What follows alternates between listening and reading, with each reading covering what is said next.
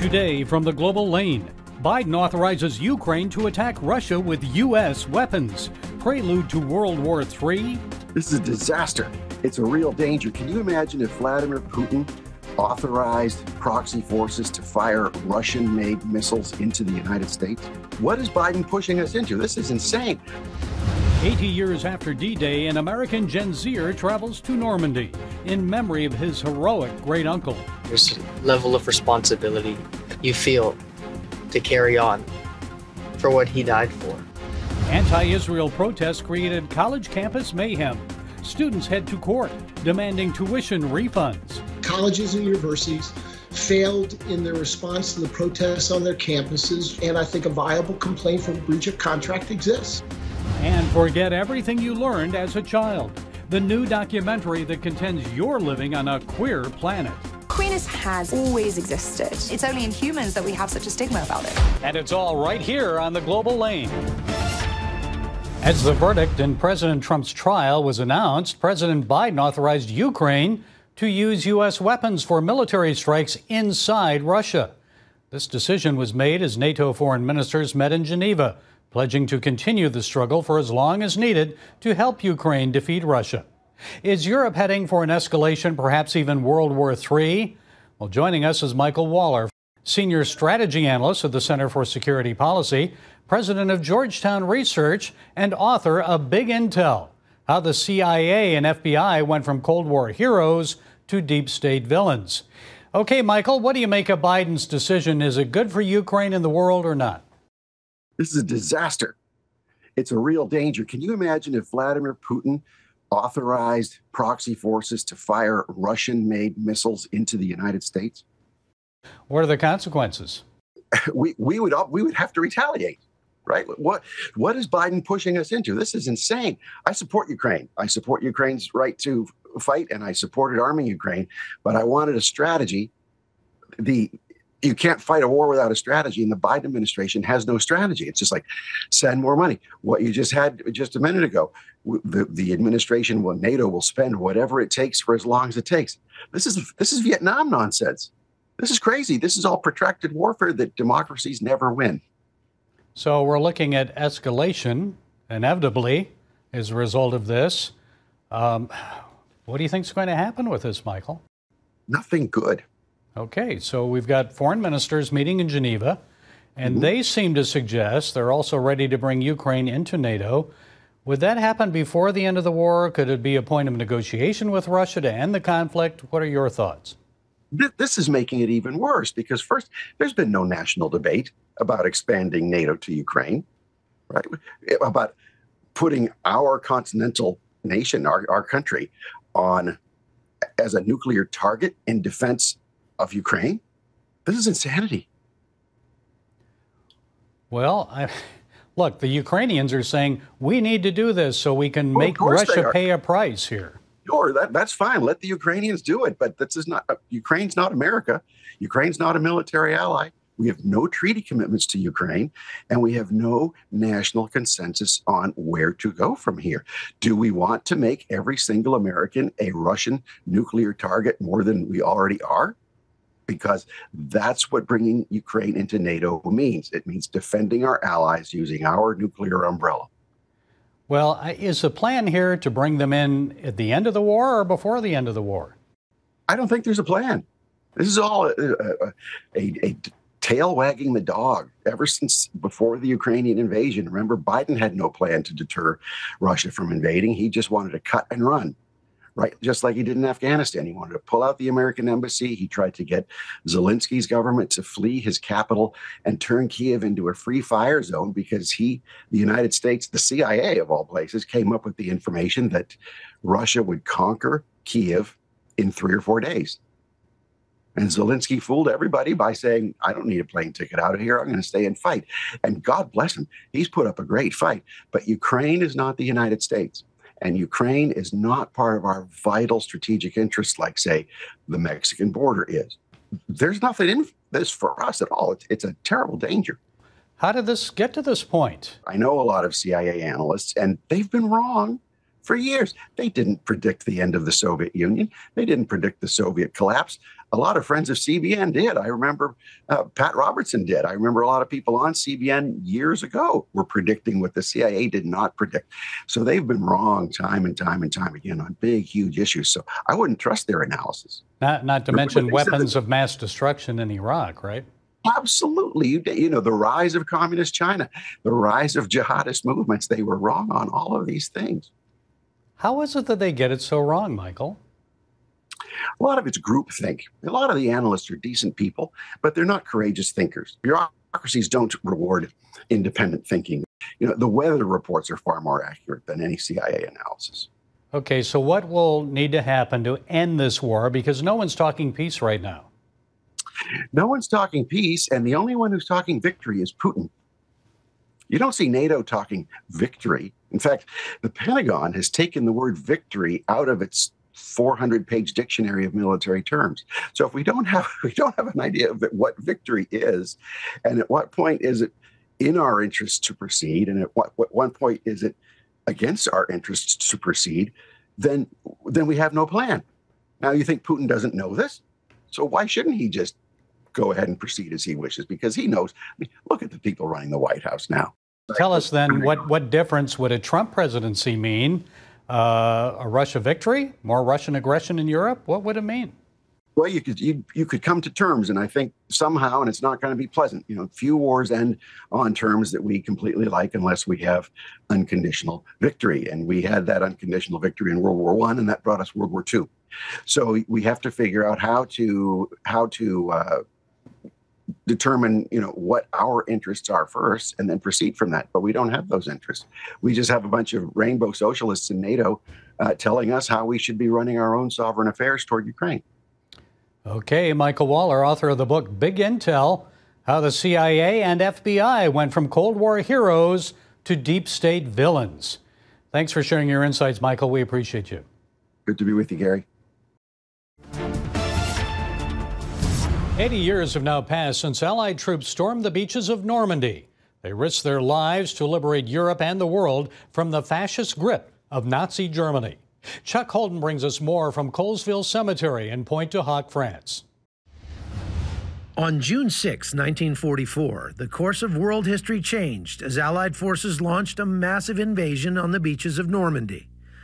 Among thousands of brave soldiers who risked everything that day was Tech Sergeant Charles Leonard Jones, whose story of courage and sacrifice is being brought to light by his great-nephew, Mark Tomlett.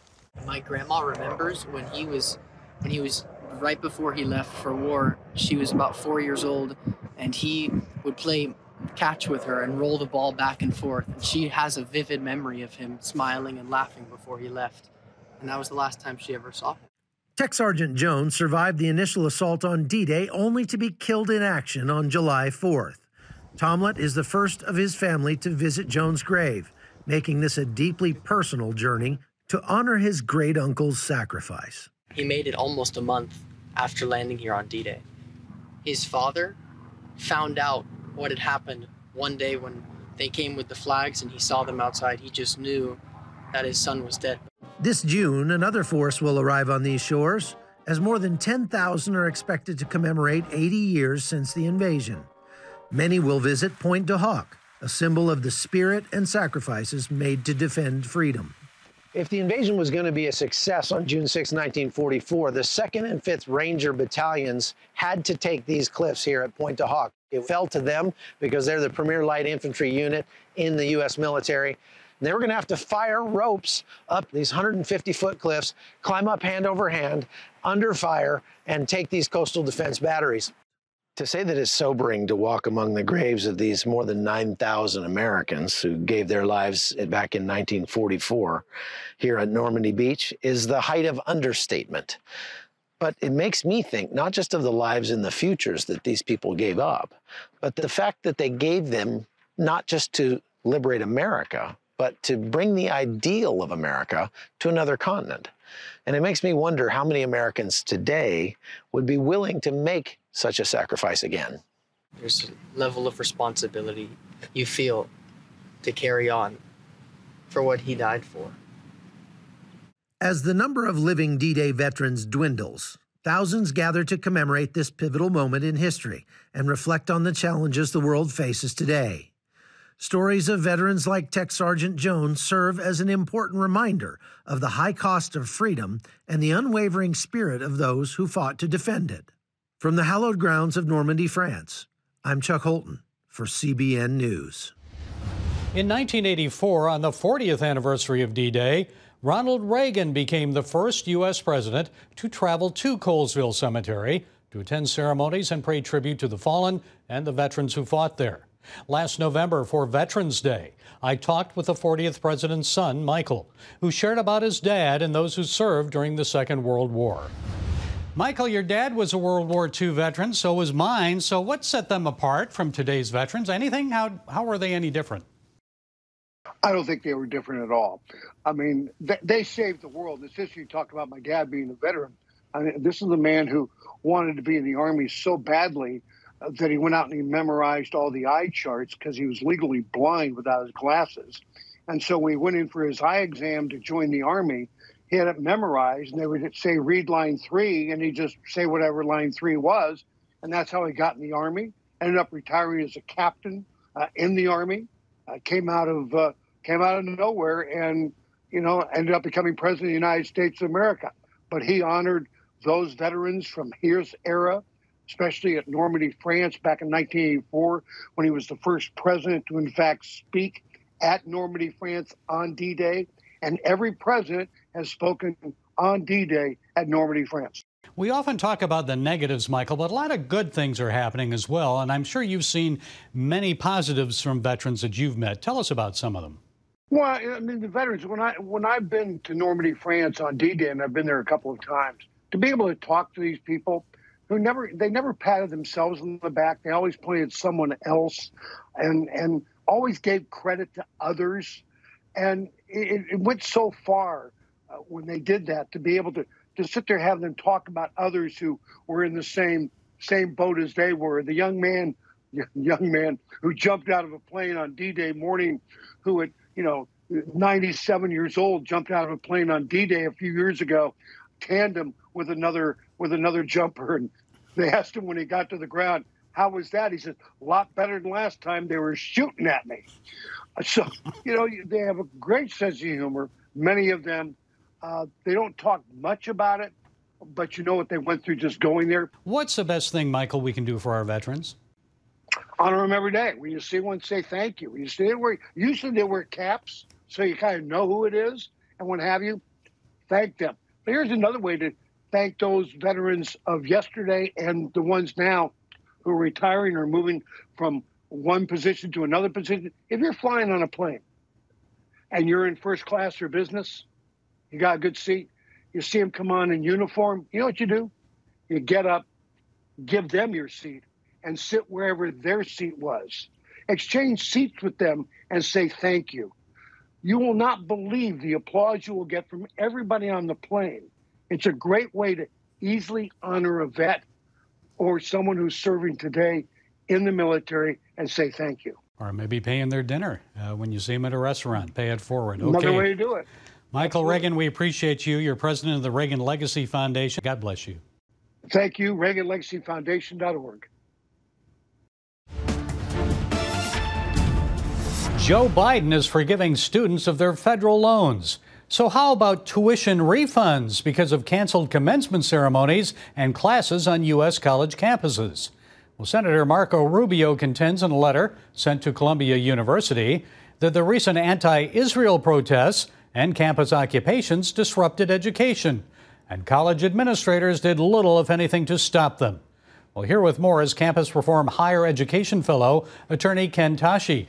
Ken, so Rubio's idea, is this spreading? Didn't Columbia University allow police to come in, tear down those tents, and end the occupation?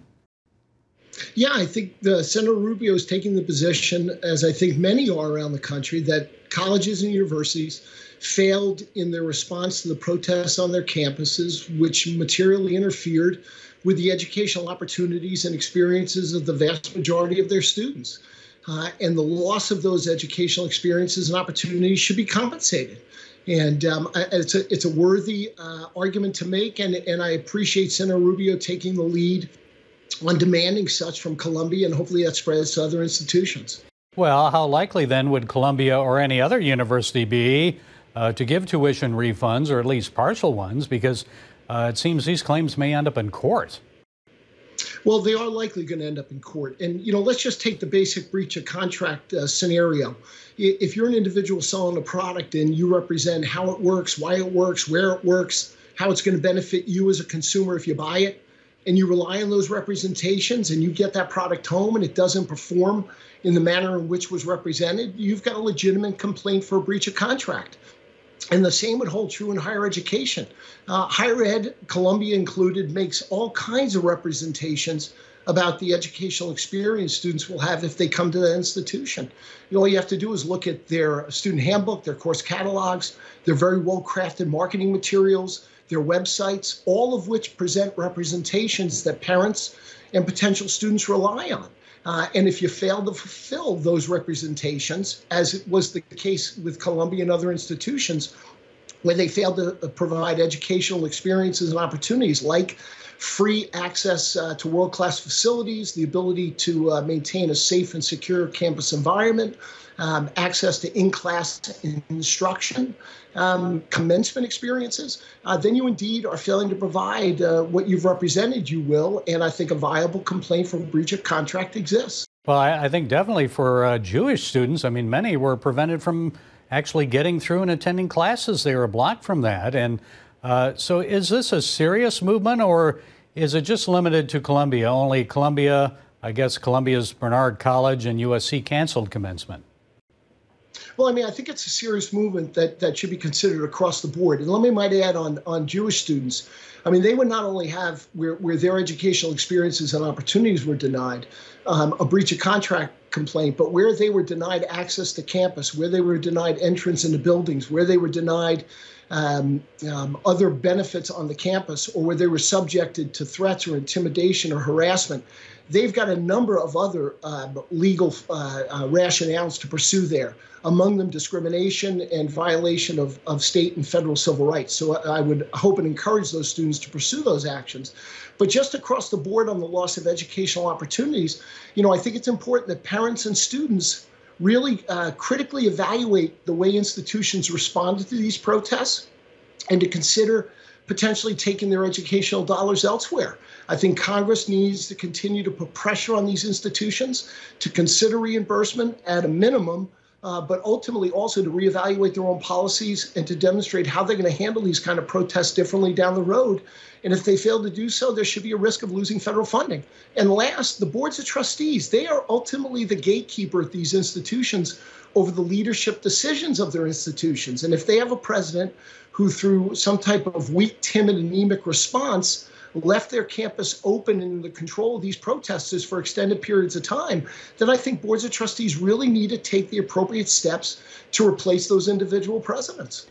And your thoughts, Ken, on the boycott and divestment movement on college campuses? Are more colleges and universities planning to divest from Israel in response to these protests, or are those considerations quietly going away now? I mean, I think they are quietly going away. I think one thing many institutions did do from the beginning was indicate that they would not accept any demand as part of the protester manifestos to divest in Israel corporations, or to discontinue student exchange programs or study abroad programs with Israel. And I commend those institutions that were strong in their response on that issue. Again, what we ultimately saw here with these campus protests is these presidents capitulated to the demands of these groups, and in many ways gave these individuals the ability to dictate negotiations over disembarking campus, breaking down these encampments, which again, I think was the wrong approach. They should have been much stronger and decisive at the beginning of these protests rather than at the end. Okay, a lot of parents reevaluating whether or not they want to send their students to universities to be indoctrinated in leftist ideology, and also have safety concerns there, Ken. So Ken Tashi, go ahead. Well, I was just going to add, ultimately for these college presidents, regardless of all the different roles and responsibilities they have, at the core of their job is to be the chief public safety officer on their campus. And for those institutional presidents that prioritize the message of the protesters and professional agitators over their students, those presidents need to go. Okay, Ken Tashi, Higher Education Fellow at Campus Reform. Thank you, Ken, for being with us. We appreciate it. Gary, thanks for your time. Much appreciated.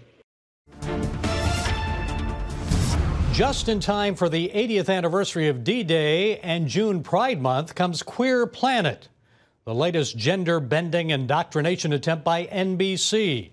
It's a documentary now on Peacock, the network's streaming platform, and according to his show promotion, it presents, quote, rich diversity of animal sexuality. Translation, we're here, we're queer, and we want to justify the LGBTQ lifestyle by comparing humans to pansexual primates and sex-changing clownfish. Here's a brief clip from the trailer. Everything you were taught as a kid is wrong. You make me wanna dance. Gay penguins, bisexual lions, sex-changing clownfish. This is a queer planet. Folks, why is NBC comparing human sexuality to animal behavior? Let me remind you, we are uniquely made in God's image, not in the image of animals. And unlike animals, we are guided, or should be at least, by moral principles to love God, love your neighbor, don't commit adultery, murder, or steal, godly commandments. We are distinct, and unlike animals, God designed us to enter into loving relationships with Him and the opposite sex. He has gifted us with human sexuality, the joining of man and woman together in holy matrimony, to be fruitful and multiply. Animals don't have loving relationships. They don't enter into a marriage covenant. They can't be expected to act like humans, but humans certainly should not be expected to act like them. This sexual equivalency to animals is morally repugnant and degrading to humans and to God. Instead of spending money and time developing programs like Queer Planet, NBC would be better served remembering the success of its 1960s animal programs, Flipper and Wild Kingdom. How can we ever forget Marlin Perkins and his trusted companion, Jim? I'll wait here, Jim, while you approach that wild hyena. Now that was quality family television without an agenda. Well, that's it today from the Global Lane. Be sure to follow us on the CBN News and NRB channels, YouTube, Spotify, and our broadcast affiliates. And until next time, be blessed.